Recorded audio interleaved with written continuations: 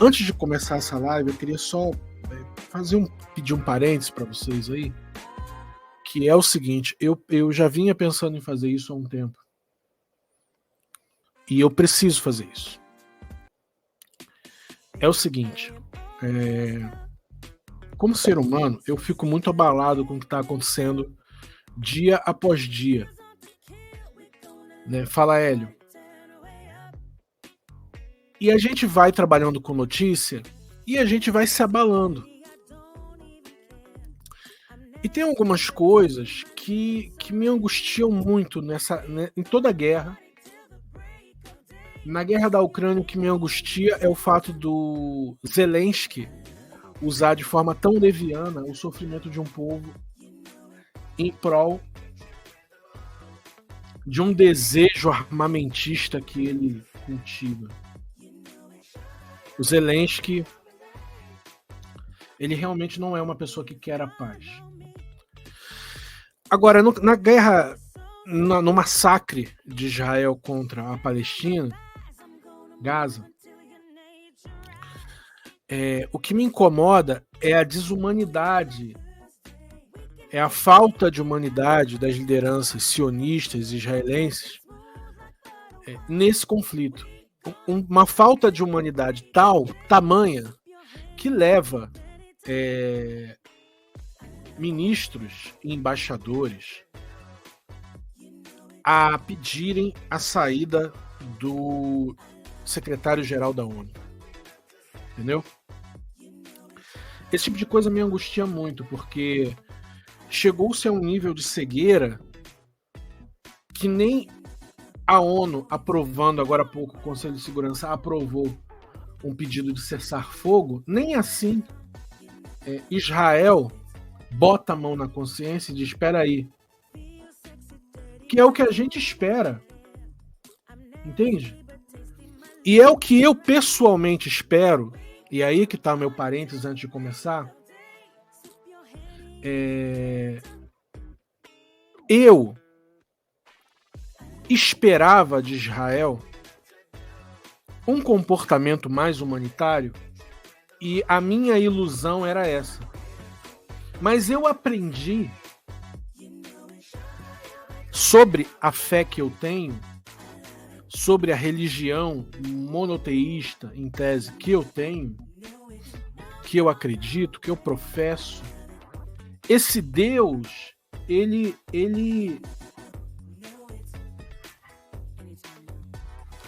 foi trazido até mim pela tradição judaica. Consegue entender o que eu quero dizer? Eu sou batista, protestante, entretanto, não há protestantismo, não há cristianismo sem a Bíblia hebraica. Não há. Porque na leitura do cristão, na leitura do cristianismo, o cristianismo é uma construção derivada de uma construção anterior. É isso que o cristianismo entende. Ele é a resultante e também uma construção de uma construção anterior. E essa construção anterior foi feita durante muitos anos dentro do contexto de um povo que se deslocava pelo mundo, que era o povo de Israel. O que eu quero dizer com isso é que os valores que eu ainda tenho, que sejam humanitários, eu aprendi essencialmente com os valores judaico-cristãos e, sobretudo, os valores judaicos. Eu tenho tido constrangimento de falar essas coisas, tanto quanto tenho constrangimento quando Malafaia, Bispo Macedo fazem declarações bastante equivocadas. Eu fico bastante constrangido de fazer uma declaração, de dizer que eu entendi isso com um rabino, que a gente leu a Torá, porque e é uma cultura que sempre me fortaleceu muito, de onde eu tirei e tiro muitas coisas, mas eu estou muito constrangido porque esse Deus que parece que guiou a ética de Israel, Esse mesmo Deus é o Deus da carnificina. Quando esse Deus de Israel diz não matarás, ele não está dando condicional. Ele está dizendo não matarás, ponto final. Ele não está dizendo não matarás, exceto, ou não matarás, condicionado a isso. É não matarás. Então, um Deus que me ensinou que é errado matar e que falou isso para um grupo de judeus no alto de um monte, esses judeus... Vou chegar mais um pouco a essa lupa, porque politicamente isso é importante. Esses israelenses e judeus ortodoxos sionistas, e estes sionistas, até alguns nem judeus são, me fazem ter vergonha desse valor humano que eu aprendi, que eles me trouxeram.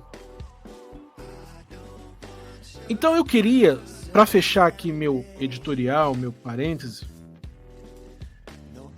como jornalista, mas como pessoa,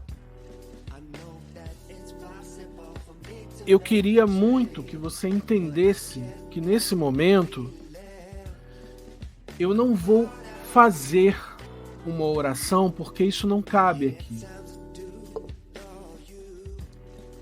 Mas se eu pudesse fazer uma oração, eu neste momento faria uma oração pelas famílias de palestinos que estão se perdendo, os que ficaram e que perderam os seus, as centenas e as milhares de pessoas que estavam entrelaçadas entre afetos e relações pessoais, familiares, que morreram. Aqueles que ficaram, a minha oração é para que eles consigam encontrar algum conforto nisso. Porque eu não vejo como a ONU vai parar isso. Eu não vejo como, se a gente esperava que os Estados Unidos fossem parar isso, os Estados Unidos é quem está colocando lenha na fogueira. Interessa aos Estados Unidos que essa guerra continue. Eu não vejo como o mundo consiga parar isso. Em razão disso, a gente está presenciando ao vivo um dos maiores massacres deste século. E eu peço a este mesmo Deus, que não seja o da carnificina, mas que me ensinou que não deveria matar, que conforte essas pessoas, ou mesmo que esse Deus interfira. Porque Israel, no nosso imaginário, é uma terra de muito mística. Foi lá que as coisas aconteceram. Eu tô falando isso no ápice do meu desespero. Sabe, gente? Eu tô no ápice do meu desespero. Quando nada dá conta mais, a gente tentou a política, a gente tentou a negociação, a gente tentou a diplomacia, a gente tentou a conversa, a gente tentou a ciência, a gente tentou a biologia, a gente tentou isso, a gente tentou aquilo. Quando nada dá conta mais, eu entro para dentro de mim num desespero tão grande que eu espero que a única coisa que dê conta é aquela que transcende, é aquela que dá dimensão da espiritualidade. Sabe? Quando o Titanic afunda e tem um grupo de músicos que estão tocando um hino protestante, vou terminar essa frase. Porque esse hino, ele é um hino que a minha avó cantava e a gente cantava nas igrejas, tudo. E é um hino cujo título é Mais Perto Quero Estar.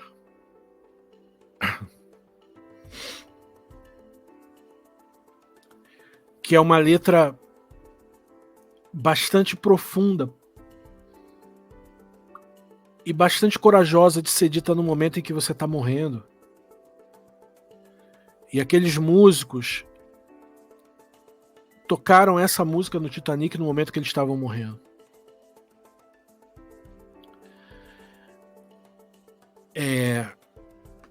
Eu cresci ouvindo isso, e agora há pouco eu estava lembrando dessa música que minha avó ensinou. E nesse momento que eu estou aqui com vocês, precisando trabalhar, porque eu sou comunicador, a única coisa que eu penso é nessa música. É como se a gente estivesse afundando junto. Entretanto, a gente está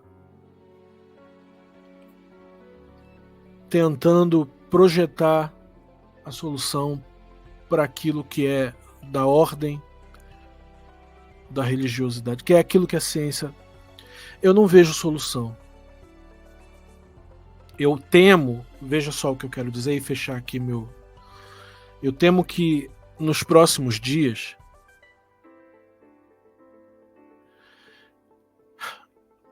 sejam raros os moradores de Gaza. Entende o que eu estou falando? O meu temor é que nos próximos dias raros sejam os seres humanos que tenham sobrado em Gaza. E aqueles seres humanos que restarem vão ser seres humanos destruídos por dentro. Entende? Os seres humanos que restarem de Gaza serão os seres humanos que estarão por dentro do jeito que a cidade ficou por fora. Totalmente destruídos, porque eles não têm mais a esposa, elas não têm mais o marido, ou elas não têm mais o filho, ou não tem mais o pai, a mãe, a avó, não tem mais ninguém. Sobrou só aquele único ser humano. Não tem mais o amigo, não tem o primo, não tem os amigos vizinhos. Não sobrou nada. Foi uma devastação. Foi uma colheita de carne. Com uma máquina de guerra temida na Europa. A máquina de guerra de Israel, ela não carece da OTAN. Entende? Vocês viram Israel pedindo arma? Vocês viram Israel pedindo avião? Vocês viram Israel pedindo tanque? Vocês viram Israel pedindo alguma coisa? A única coisa que Israel fez foi convocar os reservistas. Mas não pediu nem o uniforme deles, porque Israel tem. Israel tem arma. E não é qualquer arma. Tem um fuzil de assalto chamado Negev, que foi comprado pelo João Dória para dar para a rota. Se não me engano, eu posso estar enganado aqui na cifra disso, mas foram 10.000 unidades do Negev comprados para a rota. O Negev, amigos, dispara mais de 100 tiros por minuto. Entende? Então, em 1 minuto, uma pessoa com um Negev na mão e disparando em você, em 1 minuto, você deixa de ser essa pessoa reconhecível que a gente está vendo aqui. Se uma pessoa aponta o Negev para mim e só aperta um único gatilho, em 1 minuto eu sou um monte de carne e caldo. Israel fabrica o Negev. Os fuzis de assalto, a Pisto-Uzi israelense, ela é temida até no mais extremo da Alemanha antes oriental. Israel se armou olhando para um futuro onde ele teria que se defender de novo da Alemanha. Vocês estão entendendo o que eu quero dizer? Esse é o grau de armamento. Israel tem caças, 270 caças F1, F5, F sei lá. E o Brasil eu acho que tem 30. Do tamanho que o Brasil é, se o Brasil tiver 40 é muito. Você entra aí no Wikipedia e coloca assim, Força Aérea Brasileira, Força Aérea Israelense. Vai aparecer todo o inventário da Força Aérea Israelense e da Força Aérea Brasileira. E tem um caça. F alguma coisa. E esse caça Israel tem pra caralho. Ele tem mais que a França o dobro. Entende? Então a gente está falando de um país que não pediu nada a ninguém. Quem pediu foi a Ucrânia. A Ucrânia pediu arma. A Ucrânia pediu tanque, pediu. Israel não pediu nada, Israel tem. É muito dinheiro envolvido. Esse tipo de exército é um exército que faz frente com a China. Vocês olham lá, Israel é pequenininho, mas eles têm inteligência pra caralho. Militar e os caralho. Eles são a menina dos olhos do Ocidente, queridos. Então Israel faria frente com a China. Eu tô falando sério, viu? Frente com a China, frente com a Rússia. Poderia ser esmagado, mas você ia cair atirando bonito. Ia dar um prejuízo fuderoso. Então não faz nenhum sentido esse tipo de máquina militar simplesmente destruir uma cidade. Você tá entendendo? Um grau de covardia. Poderia nuclear, é isso. É o grau de covardia. É dentro disso que a gente está falando que do outro lado existem mães, crianças. Agora há pouco eu vi um vídeo e eu não consegui mais ver, desculpa. Eu parei de ver.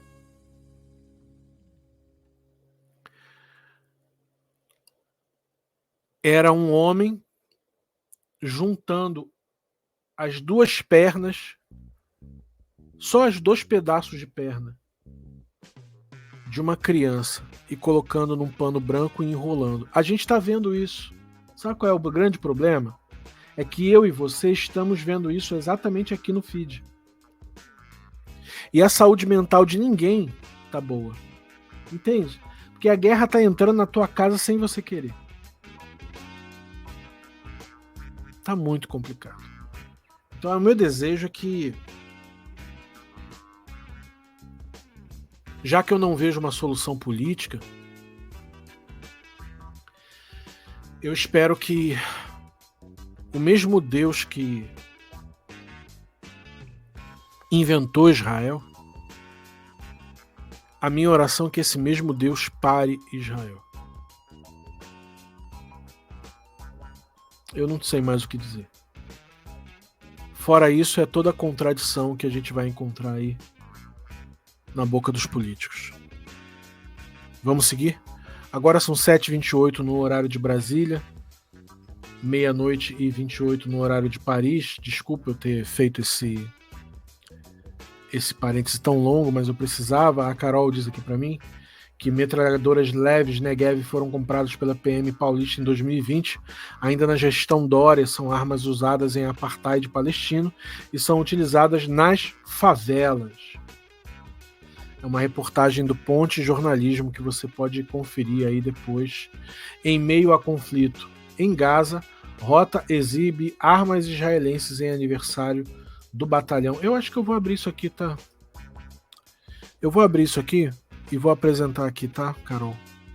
Eu quero mostrar esse material da Ponte, porque eu gosto muito da Ponte. Se você não tá vendo, tá lá no youtube.com/coluna de terça, mas fica tranquilo, você vai ver. Quando terminar a live, a gente vai fazer os cortes e vai estar o vídeo aí para você ver. E eu vou mostrar aqui a tela e vou colocar aqui para a gente comentar essa matéria da Ponte Jornalismo. Vamos lá. Tá aqui, ó. Ponte. em meio a conflito em Gaza, Rota exibe armas israelenses em aniversário do batalhão. Aqui, 18 de outubro, já tem 10 dias. Metralhadoras leves Negev foram compradas pela PM Paulista em 2020, ainda sob gestão de Dória, mas foram apresentadas como novas aquisições nessa segunda, 16 de outubro. Eu lembro quando comprou, 2020, já tem 3 anos. As armas usadas no apartheid palestino são utilizadas pela Rota em favela, diz pesquisadora. Aí tem a foto dos policiais da Rota, que você está vendo aí, com as armas que o exército israelense usa. Um dos destaques do aniversário de 53 anos das rondas ofensivas Tobias de Aguiar, a tropa especial da PM Paulista, foi a apresentação dos novos armamentos, entre aspas, pelo batalhão nessa segunda-feira, 16/10. Quer dizer, eles compraram antes, mas agora apresentaram. A Negev tem calibre 7,62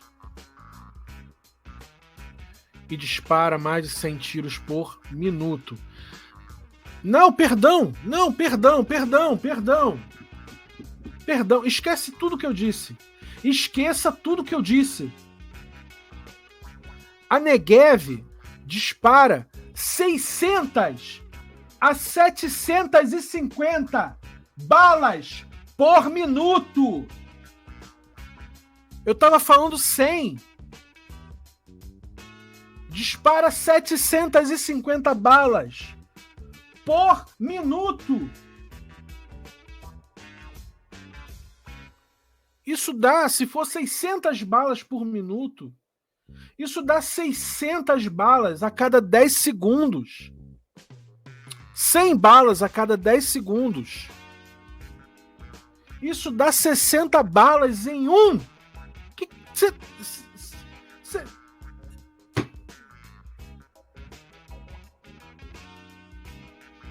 Eu perdi a noção do que eu tô falando.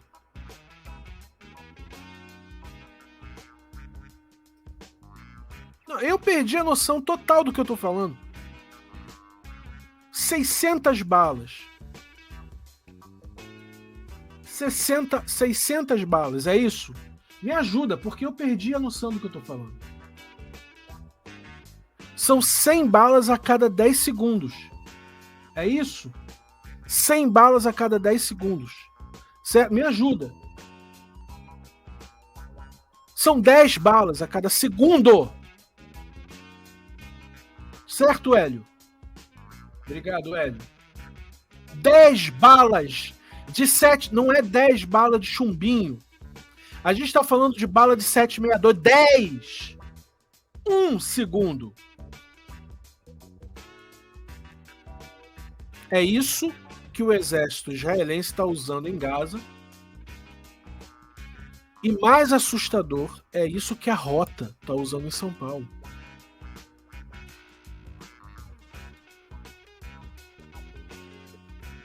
Eu vou deixar isso como corte, tá, Carol?